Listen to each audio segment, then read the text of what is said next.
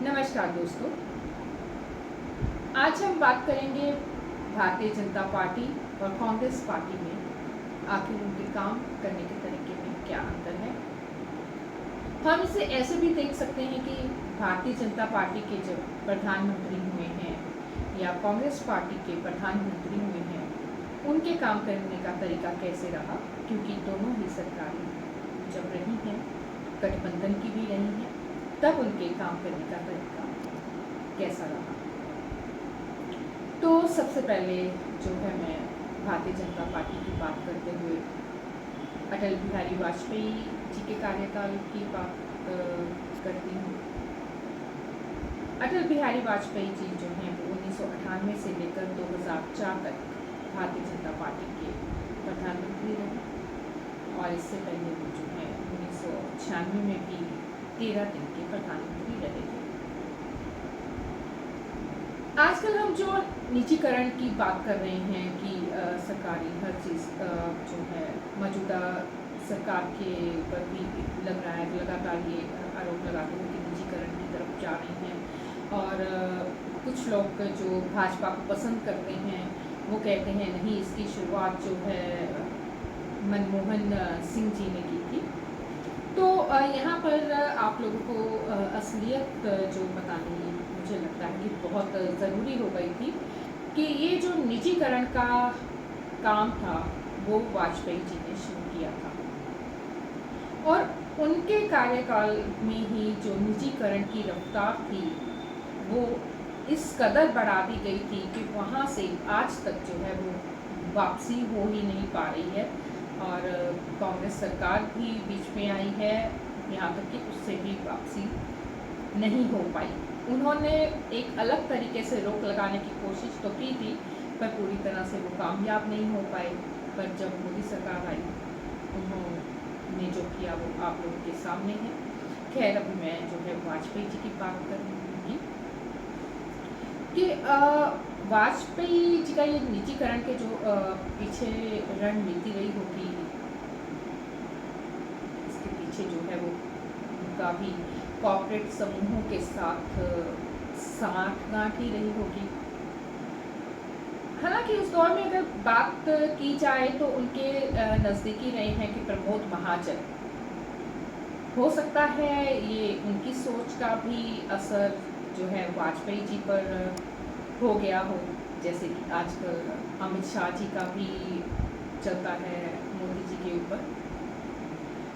तो वाजपेयी जी ने 1999 में एक मंत्रालय जो कि विनिवेश नाम के तौर पे उन्होंने इस अनोखा जो मंत्रालय था उसका गठन किया।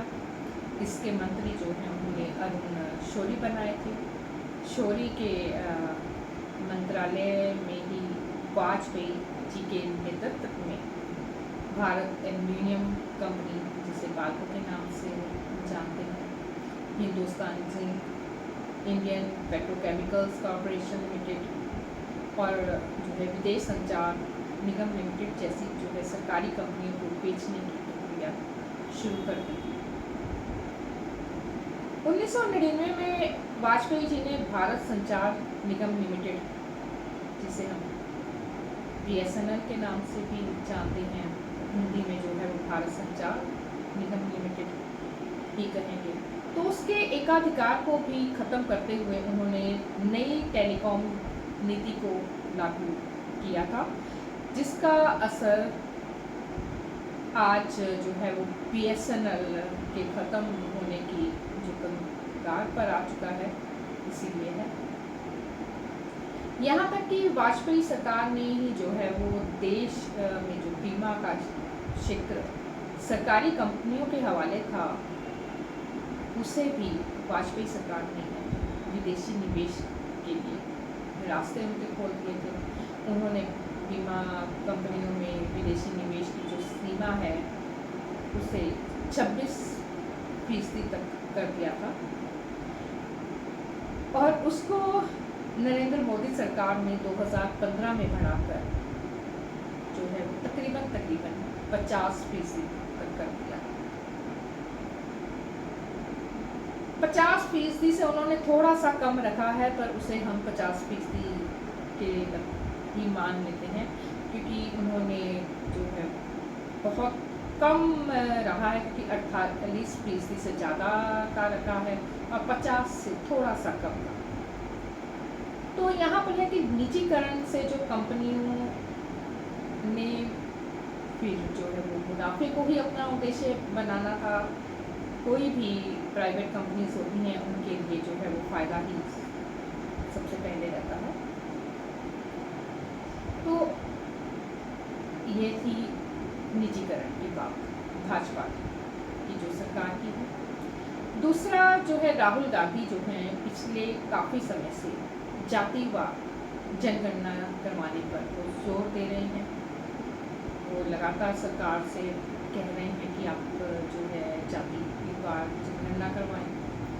तो यहाँ पर ये भी आपको बताना ज़रूरी है कि 1999 में अटल बिहारी वाजपेयी सरकार के बनने से पहले HD देवेगौड़ा प्रधानमंत्री थे और उन्होंने अपनी सरकार में जातिवाद जो है जनगणना करवाने की जो है मंजूरी दे दी थी, जिसके चलते 2001 में जातिगत जनगणना होनी थी।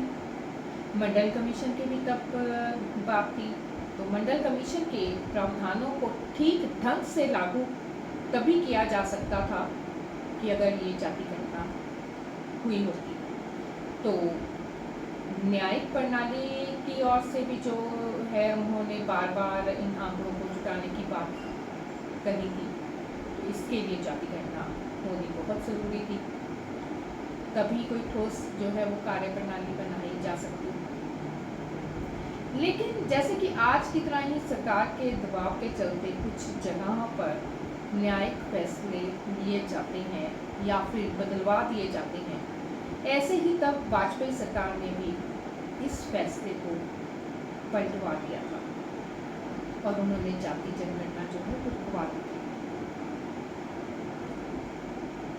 तो हम अगर अब मौजूदा सरकार की तरफ आए तो वो बिल्कुल वैसे ही जैसे भाजपा पुराने के जो है वो पुराने ढंग की तरह ही काम कर रही है। पर यहाँ उससे पहले मैं एक ये बात भी करना चाहती हूँ कि गोधरा का सभी को याद होगा 2002 के दंगे के रूप में भी आप जानते हैं, उसे गोधरा कांड माना जाता है। वो वाजपेयी जी के कार्यकाल में हुआ था। वाजपेयी जी भी जब ये दंगे हो रहे थे तो काफ़ी देर तक वे चुप्पी साधे हुए बैठे रहे थे। दंगों को लेकर उनका बयान बहुत देर से आया था। जब गोधरा से लेकर अहमदाबाद तक लोगों को जैसे जलाया जा रहा था, वो एक तरह से भारत के मुझे लगता है कि माथे पर दाग ही था। जैसा कि अब ये दाग जो है मणिपुर में हो रही हिंसा को लेकर लग रहा है। उस समय वाजपेयी सरकार भी आज की सरकार की तरह दंगों को रोकने के लिए कदम नहीं उठा पाई। BBC के पत्रकार हैं प्रदीप कुमार, उन्होंने इसके ऊपर एक लेख भी लिखा था और उस लेख में उन्होंने एक बात उनकी वाजपेयी जी से भी हुई थी और वैसे भी उन्होंने लिखा था कि वाजपेयी जी ने बहुत देर के बाद अपनी गलती जो है वो मानी थी और कई जगह उन्होंने अप्रत्यक्ष तरीके यानी कि इनडायरेक्ट वे से जाहिर भी किया था कि वे चाहते हुए भी नरेंद्र मोदी से इस्तीफ़ा नहीं मांग सके। वे चाहते थे कि नरेंद्र मोदी खुद ही इस्तीफ़ा दे दें। लेकिन ना तो तब नरेंद्र मोदी ने गुजरात के मुख्यमंत्री के पद से अपना इस्तीफ़ा दिया और ना ही जो है वाजपेयी अपने राजधर्म का पालन करते हुए उन्हें हटा पाए। राजधर्म मैं इसलिए शब्द का इस्तेमाल कर रही हूँ क्योंकि आजकल भाजपा के लोग जो हैं वो राहुल गांधी को शहजादा कहते हैं, बल्कि ये तो वो जो प्रधानमंत्री हैं हो सकता है वो खुद को राजा की तरह मानने लग जाते हैं। तो इसलिए मैंने कहा कि उनका राजधर्म ही मान लेना चाहिए।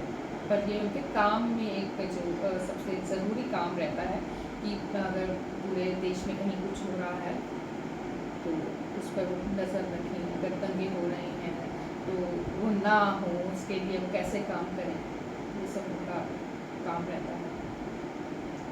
पर यहाँ पर ये भी बात है कि ऐसा क्या कारण था कि वाजपेयी जी प्रधानमंत्री रहते हुए मोदी जी इस्तीफे के लिए कह नहीं पाए और दंगों को काफ़ी समय तक उन्होंने नज़रअंदाज किया। तो ये सब जब मैं आपसे बात कर रही हूँ तो हो सकता है अब आपने अंदाज़ा लगा लिया होगा कि भाजपा की सरकार जब भी आई है उसने व्यापारियों के लिए ही काम किया है। नरेंद्र मोदी जो हैं वो भाजपा की एक खास गाइडलाइंस पर ही काम कर रहे हैं। भाजपा की जो सरकारें जब भी आई हैं उसमें जो महंगाई है वो आसमान को छूने लग जाती है, शायद तो इसलिए छूने लग जाती है कि वो व्यापारियों की सरकार हो जाती है। वह आम आदमी के बारे में जो है सोचती ही नहीं है या वो सोचना चाहती ही नहीं है, उसे आम आदमी से कोई लेना देना ही नहीं होता। आम आदमी में खासकर अगर हम मिडिल क्लास की बात करें तो उन्हें बिल्कुल कोई लेना देना नहीं है। मुझे लगता है कि शायद ये मिडिल क्लास को भेड़ बकरियाँ ही समझते हैं कि वैसे भी इनको जैसे एक आधे भाषण में कुछ लॉलीपॉप सा दे देते हैं और ये पीछे लग के उस हिसाब से वोटिंग कर देते हैं, शायद ऐसा सोचते होंगे। पर अगर आप आम आदमी की तरफ, मिडिल क्लास की तरफ, अगर आप मध्यम वर्ग जो है उसकी तरफ ध्यान दें तो ये नहीं सोचते कि वो कुछ भी कैसे खरीदेगा। सब्जी, गैस सिलेंडर, पेट्रोल, डीजल के दाम हमेशा ही बढ़ा दिए जाते हैं। जब वाजपेयी जी की सरकार थी तब भी आपने सब्जियों के रेट देखे होंगे कि आसमान को छूते थे। फिर बीच में कांग्रेस की सरकार आई तब थोड़ा ठीक हो जाता है तो फिर से दोबारा वही चलता है। अब जब नरेंद्र मोदी जी बने थे प्रधानमंत्री तब तो धीरे धीरे जो है पेट्रोल डीजल के रेट कैसे बढ़ाए ये भी सब सामने है। और यूँ भी जब डीजल के रेट बढ़ते हैं तो उसके साथ महंगाई जो है वो खुद ब खुद बढ़ती जाती है। हमारी रोज़मर्रा की चीज़ें वो खुद ब खुद बढ़ जाती हैं, उनका रेट जो है वो काफ़ी हद तक बढ़ जाता है। तो भाजपा सरकार और कांग्रेस में क्या फ़र्क है?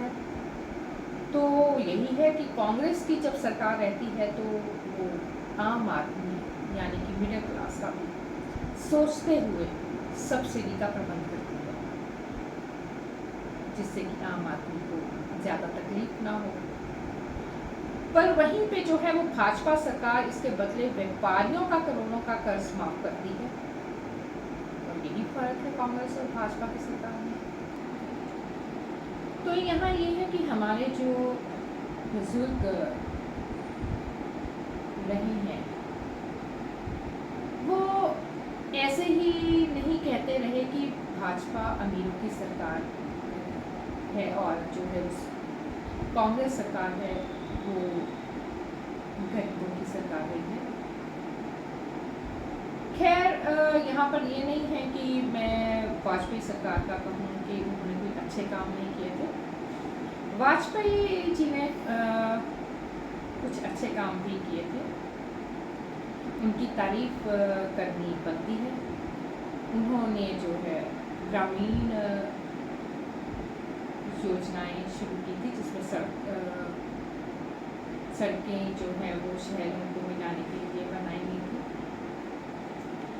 उनके कार्यकाल में जो बनी सड़कें हैं वो मोदी सरकार के कार्यकाल में बनी सड़कों की तरह पहली बरसात में टूट भी नहीं जाती। यानी कम से कम इतना भ्रष्टाचार तो नहीं था जितना अब देखने को मिल रहा है। अभी की मौजूदा सरकार की जो भ्रष्टाचार की क्या बात है, यहाँ तो कोई भी पुल, कोई भी सड़क पता ही नहीं लगता पहली बरसात में ही टूट गई हैं। तो अमीरों के घर अच्छे से भरने के चक्कर में आम आदमी का जो हाल कर रखा है उसके बारे में अब कोई क्या कहें। एक और बात जो वाजपेयी सरकार की मैं करना चाहूँगी, उन्होंने जो है वो शिक्षा के क्षेत्र में भी काम किया था। आप सभी को एक स्लोगन याद होगा, स्कूल चलेगा। कई विज्ञापन बने थे सरकारी, वह भी जो है वाजपेयी जी ने खुद लिखा था। तो उसमें यही जोर दिया था कि बच्चे स्कूल में आएँ, पढ़ें। और अब शिक्षा के मामले में मोदी सरकार ने क्या किया ये बताने की ज़रूरत नहीं, क्योंकि मोदी सरकार को शायद जो है ये शिक्षा को बेफजूल ही मानते हैं। जैसे कि इनको मिडिल क्लास जो है बेफजूल लगती है, पर जब वोटिंग की बात आती है, वोट पड़ती है, तो वो ये बेवकूफ़ जो बेफजूल क्लास ही है, इसी की तरफ से शायद सबसे ज़्यादा होती है। और कई बार मिडिल क्लास भी गुस्सा कर जाती है, ये वोटिंग के लिए निकलती नहीं है। तो गरीब लोग भी जो हैं इनको फजूल ही लगते हैं। ये गरीबी हटाओ की बात करते हैं, पर इसके चक्कर में ये गरीबी हटाने इन्होंने शुरू कर दिए हुए हैं एक तरीके से। तो खैर, ये जो मैं आज सिर्फ ये फ़र्क की बात करना चाहती थी कि जो मुझे लगा फ़र्क है, तो मुझे लगा कि मैं आप लोगों से भी ये फ़र्क साझा करूँ। तो जाते जाते मैं मनोलाल शर्मा शील जी की कविता आप लोगों से साझी करना चाहूँगी। उन्होंने मिडिल क्लास के ऊपर ही लिखी थी। वो आज़ादी के आंदोलन में भी जब कई बार जेल भी गए, वो भारत की आज़ादी के गांधी जी के प्रभाव में उन्होंने एक चरकशाला नाम से उनकी कविता भी लिखी थी। तो उनकी ये जो कविता है मध्यम वर्ग बीच के लोग, खाते पीते दहशत जीते, घुटते पिटते बीच के लोग, वर्ण धर्म पटकनी लगाता माहूर खाते बीच के लोग, लोभ लाभ की माया लाते झटके खाते बीच के लोग, घना समस्याओं का चक्कर कीर्तन गाते बीच के लोग, नीचे शर्मिक विलासी ऊपर बीच में लटके बीच के लोग। नमस्कार दोस्तों।